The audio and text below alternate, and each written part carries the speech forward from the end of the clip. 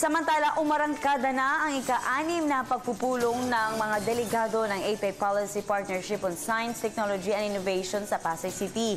Pangunahing tatalakayin dito ay ang mga paraan kung paano mas mapapayabong ang backbone ng ekonomiya at micro, small and medium enterprises. Ang detalye alamin natin mula sa aming kasamang si Ria Fernandez live.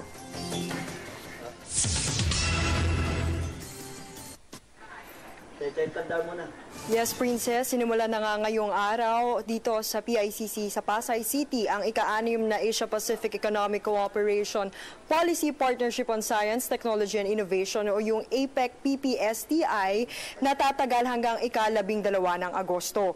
Tampok nga dito sa 3 araw na pagpupulong ang pagpapalakas ng micro, small and medium enterprise MSMEs na tinaguri ang backbone ng ating ekonomiya.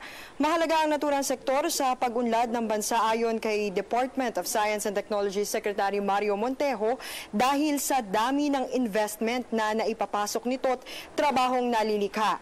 99.6% ang kabuuang bilang ng MSME establishment sa Pilipinas na may 61.2% na kontribusyon sa ating total employment.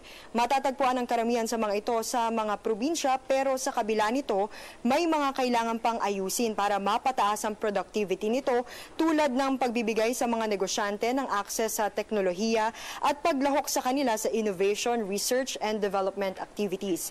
At inaasahan nga na mabibigyan solusyon ng mga ito dito sa PPSTI kung saan kalahok din ang pribadong sektor at iba't ibang international organizations.